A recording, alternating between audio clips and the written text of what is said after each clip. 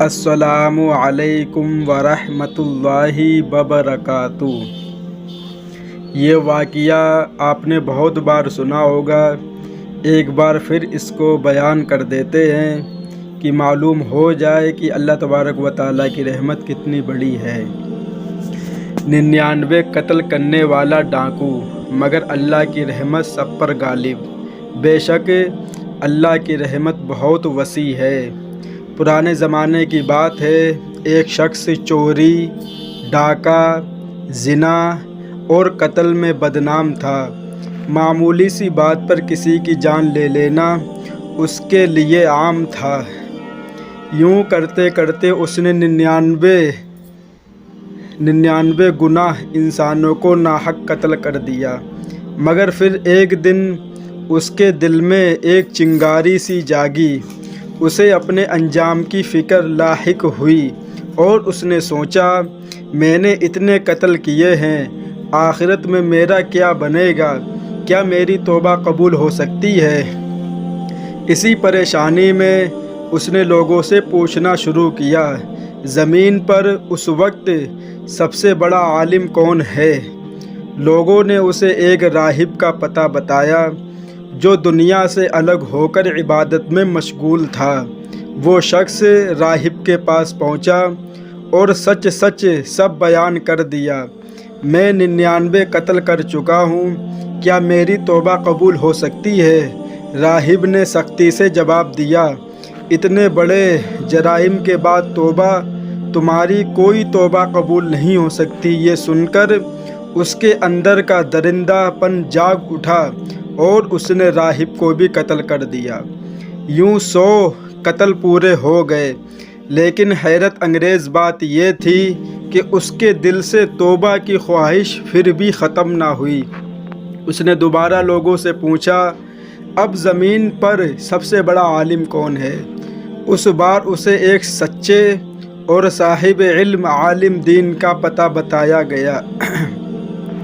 وہ ان کے پاس پہنچا اور رو رو کر کہا، میں 100 قتل کر چکا ہوں، کیا اب بھی میری توبہ قبول ہو سکتی ہے؟ عالم نے بڑی اطمینان اور شفقت سے جواب دیا، ہاں، تمہاری توبہ ضرور قبول ہو سکتی ہے، توبہ کا دروازہ کبھی بند نہیں ہوتا۔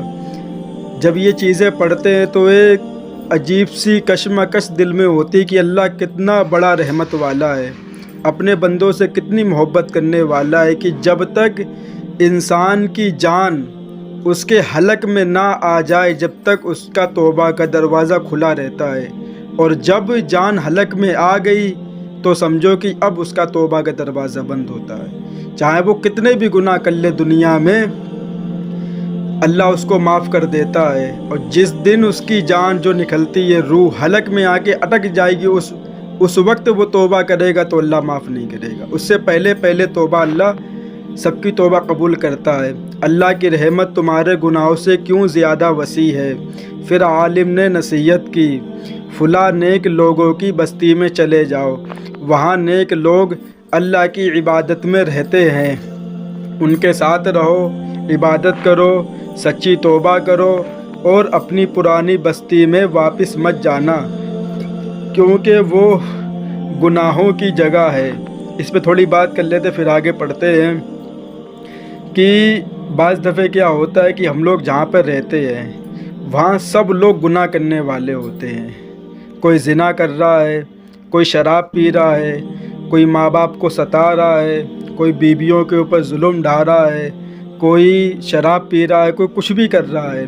تو جو انسان وہاں جاتا تو وہ بھی اللہ کو بھول جاتا ہے ایک طریقے سے، کیونکہ کسی کے سر پہ ٹوپی نہیں، کسی کے چہرے پر داڑھی نہیں، کسی لڑکی کے سر پر دوپٹہ نہیں، سب بے حیا ہو کے گھوم رہی ہیں، جو آیا سب کے سامنے بات ہو رہی ہے، کوئی ملنے والا آیا تو گھر کی لڑکیاں ان سے باتیں کر رہی ہیں، گھر کی بہو ان سے باتیں کر رہی ہیں۔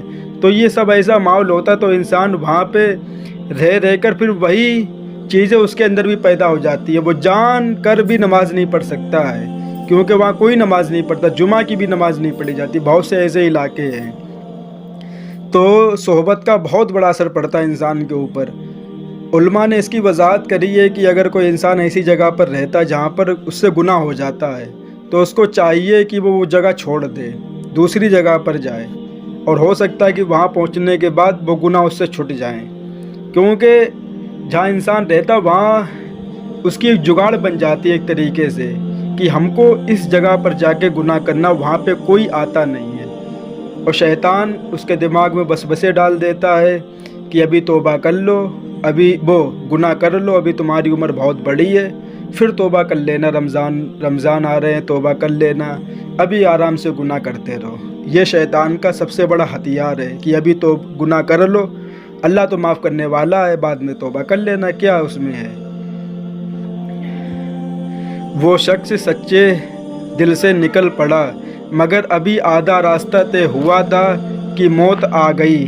اب ایک عجیب مناظر ہوا، رحمت کے فرشتے بھی آئے اور عذاب کے فرشتے بھی آئے۔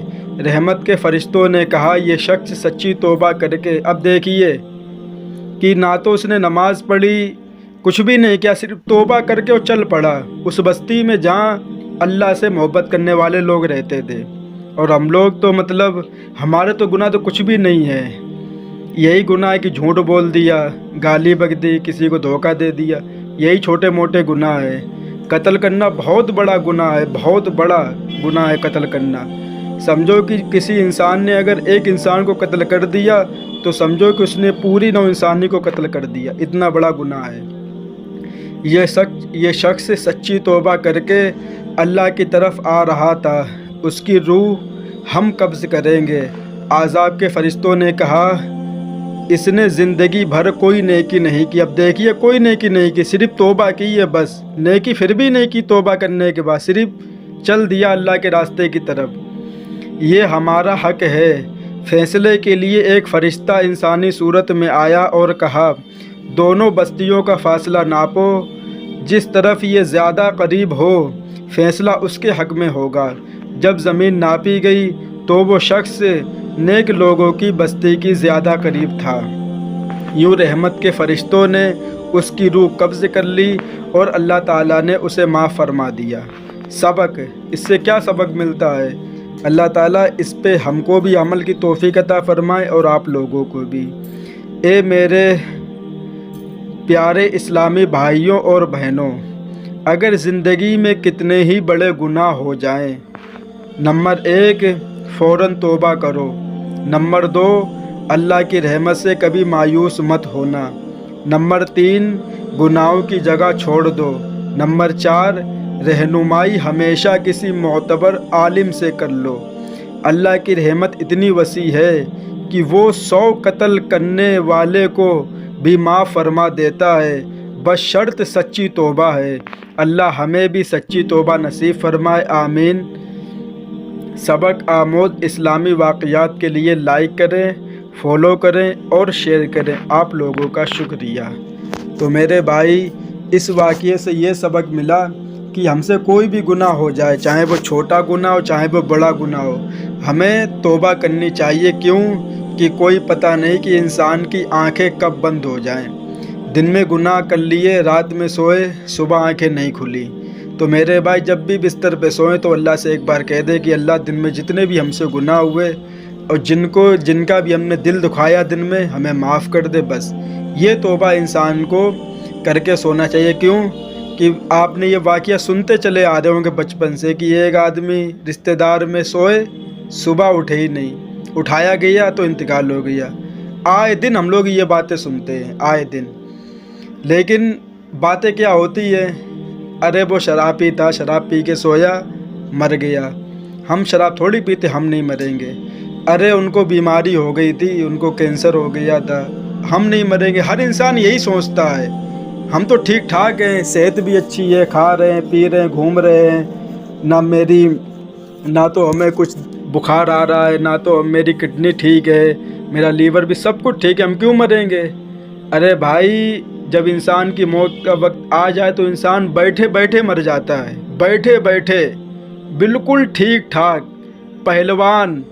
جو ابھی آپ نے واقعہ سنا بھی نہیں ہو، کیونکہ مسلمان یہ باتیں کہاں سنتے ہیں کہ اتنا بڑا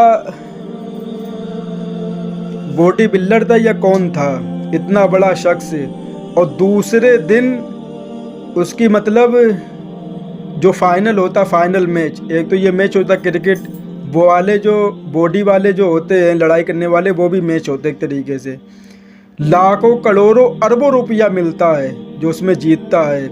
کل اس کی کبڈی شروع ہونے والی تھی، بالکل ٹھیک ٹھاک، ڈاکٹر نے اس کو چیک کیا، لیور بھی ٹھیک، سب کچھ ٹھیک ہے۔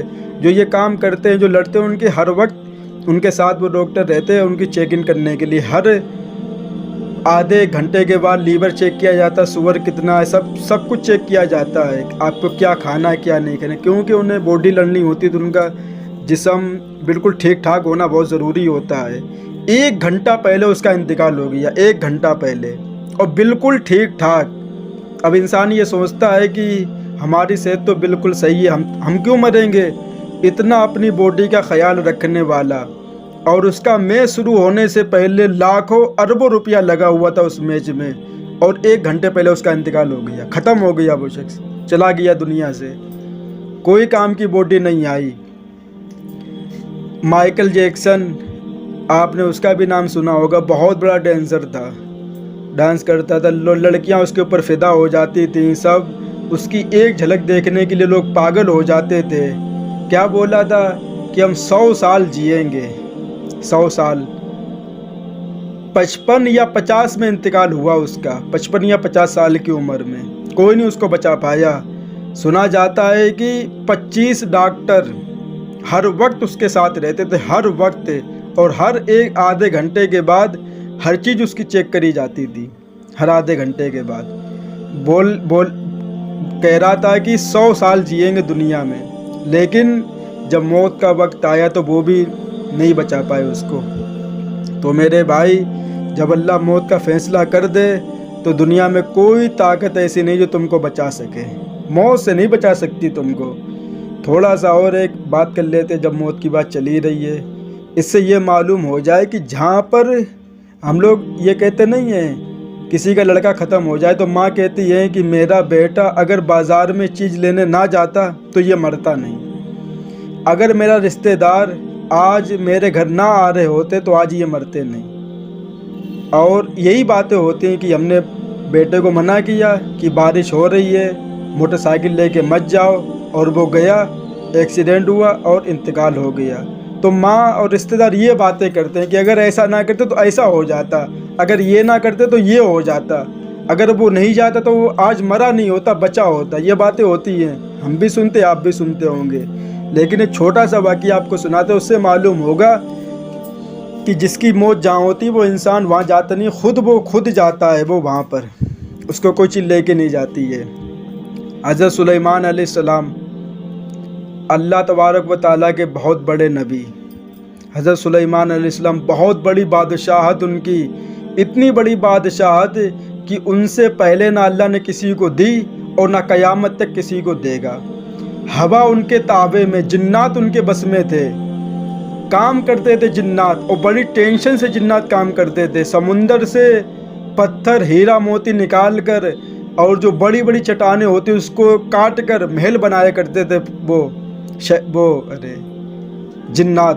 اتنا پریشر تھا ان کے اوپر، جناتوں کے اوپر، ہوا ان کے تابع میں، پرندوں کی بولیاں، چیٹی کی بولی، سب کچھ جانتے تھے وہ سلیمان علیہ السلام۔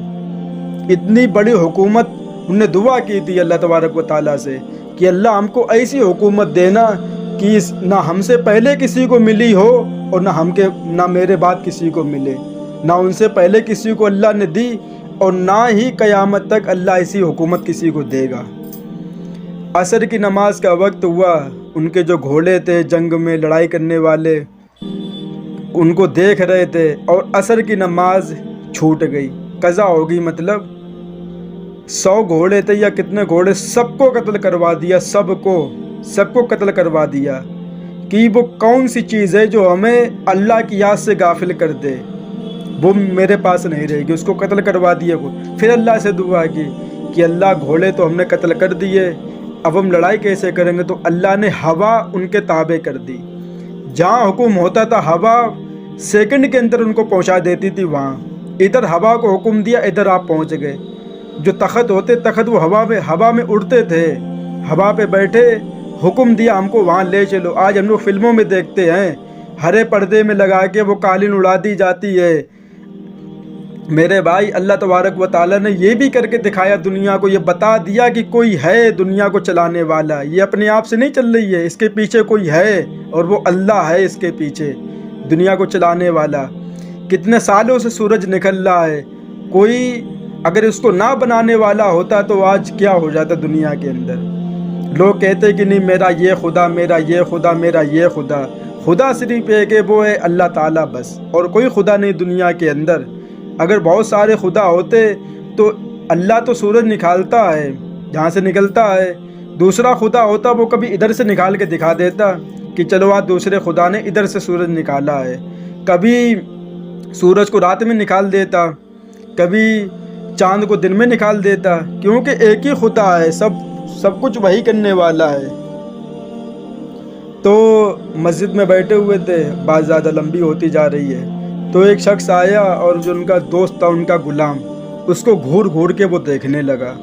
وہ تو ڈر گیا، وہ چلا گیا۔ پھر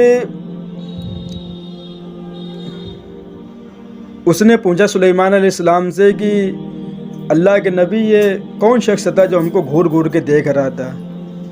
تو سلیمان علیہ السلام بولے یہ موت کا فرشتہ تھا، تمہیں لینے آیا ہے۔ تو وہ ڈر گیا۔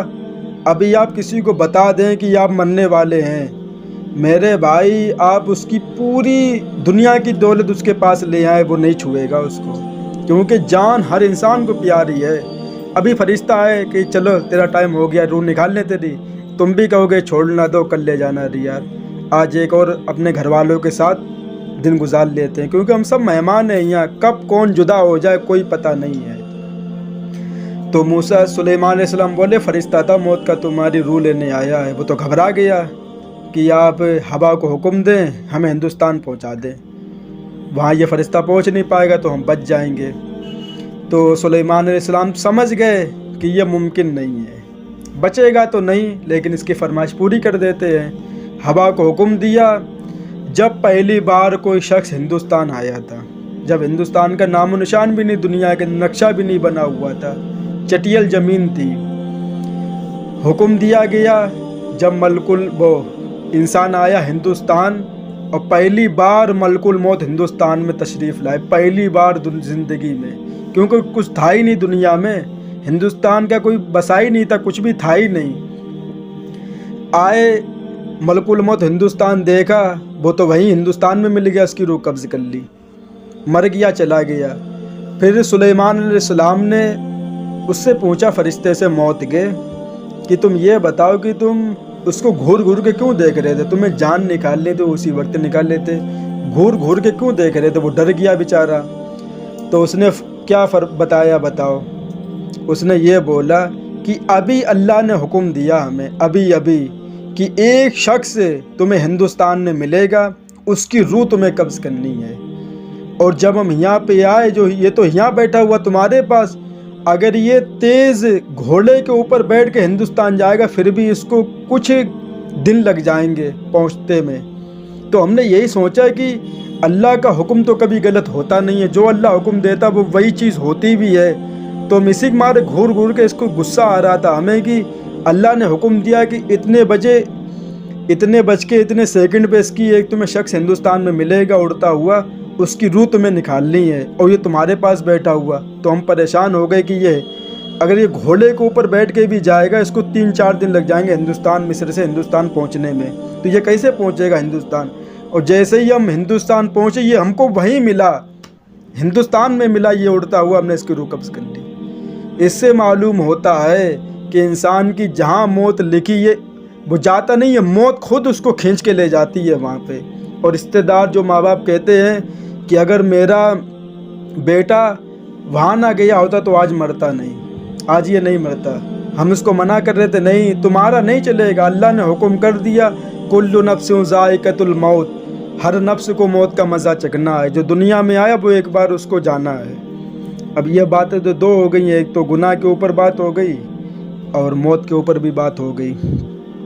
تو میرے بھائی اس سے معلوم ہوتا ہے کہ جہاں پر انسان کی موت بدی ہوتی ہے، جہاں پہ اللہ نے لکھ دی ہے وہ خود نہیں جاتا ہے، موت اس کو خود کھینچ کے لے جاتی ہے۔ اب سوچئے ذرا کہ وہ کہاں بیٹھا ہوا تھا. اس نے سوچا کہ ہم ہندوستان جائیں گے اور فرشتہ ہم کو وہیں کھڑا ہوا ملے گا اور میری روح نکال لے گا. وہ بچنے کے لیے گیا تھا، لیکن جیسے وہاں پہ پہنچا ٹائم پورا ہو گیا، نہ ایک سیکنڈ آگے نہ ایک سیکنڈ پیچھے. وہیں پہ اسی وقت وہ ملا اور فرشتے نے اس کی روح قبض کر لی. تو انہوں نے جب پوچھا سلیمان علیہ السلام نے، تو فرشتے نے یہی بتایا کہ اللہ نے حکم دیا ابھی ہمیں کہ ایک شخص ملے گا گھومتا ٹہلتا ہوا ہندوستان میں، اس کی روح تمہیں نکالنی ہے اور یہ تمہارے پاس بیٹھا ہوا. اس سے معلوم ہوتا میرے بھائی کوئی اپنی مرضی سے کہیں نہیں جاتا ہے، موت اس کو خود کھینچ کے لے جاتی ہے اس جگہ پر جہاں پہ اس کی موت آنے والی ہوتی ہے. یہ سب بکواس باتیں، ان کا کوئی دین سے کوئی تعلق نہیں ہے. کہ ہم لڑکے کو روک رہے تھے کہ آج تم مت جاؤ، بارش ہو رہی ہے، دن اچھا نہیں ہے، لیکن یہ نہیں مانا اور یہ مر گیا جا کے. یہ صرف دنیا کی باتیں ہیں. جہاں پہ موت جس کی بدی ہوتی وہ خود اس کو وہاں پہ خود کھنچتا ہوا وہاں پہ پہنچ جاتا اس جگہ پر، کیونکہ فرشتہ وہیں پہ انتظار کر رہا ہوتا کہ ابھی تک آیا کیوں نہیں. تو میرے بھائی کسی کا انتقال ہوا کرے تو یہ باتیں مت کیا کریں. اس کے لیے قرآن پڑھا کریں. یہ چیزیں اس کو فائدہ پہنچاتی، یہ فائدہ نہیں پہنچاتی کہ وہ وہاں چلا گیا. دیکھا ہوگا تم نے ماؤں کو روتے ہوئے جب بیٹا مرتا، ہاں بہت تکلیف ہوتی ہے، لیکن یہ تو سب اللہ کا ہے. ہم انا للہ و انا الیہ راجعون، ہم اللہ ہی کے ہیں اور اللہ ہی کی طرف لوٹ کر جانا ہے. اللہ تعالیٰ ان باتوں پہ ہم سب کو عمل کی توفیق عطا فرمائے. وآخر دعوانا والحمد للہ رب العالمین. السلام